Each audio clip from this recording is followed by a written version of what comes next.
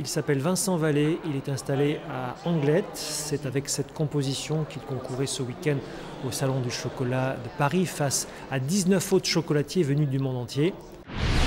Ce sera possible à l'occasion de la COP 21. Les visiteurs pourront, avec leur smartphone, planter une graine de lumière sur le monument.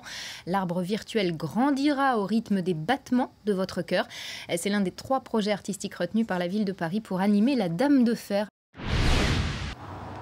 Adorés de tous, ces arbres sont devenus des crève-cœurs pour les habitants. Depuis 20 ans à Meudon, les tilleuls de l'avenue du Château sont menacés d'être abattus.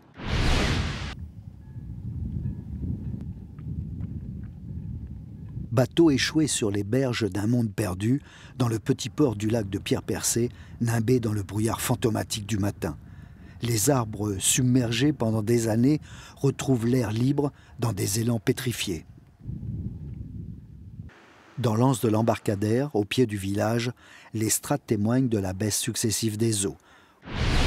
Ils sont dodus. Les ours du parc de Thoiry ont accumulé les graisses pour préparer leur hibernation. Mais cette année, elle semble très précoce. Celui-ci, ça fait déjà une bonne semaine qu'il est à l'intérieur. Il a mis des feuillages et des branchages. Et là, il s'est bien tapissé. Ça peut indiquer un hiver qui va être peut-être assez rude.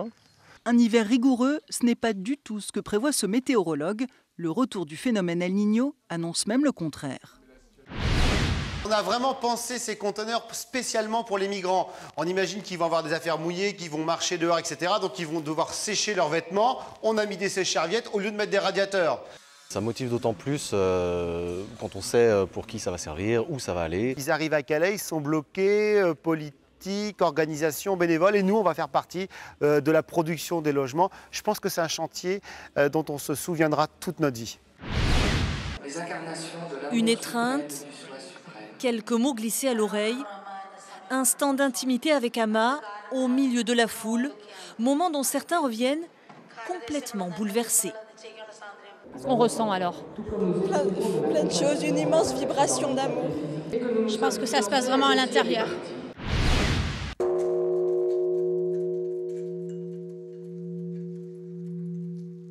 Le silence pour rompre avec la course effrénée du monde. Le silence pour observer la nature et prendre conscience de sa propre nature. Au dojo, la méditation rythme le quotidien, mais cette fois-ci, elle prend une couleur particulière, puisque c'est pour la planète. Quand quelqu'un s'arrête et s'assoit sans rien faire, il a déjà un bel impact sur l'environnement. Il arrête de déranger les choses.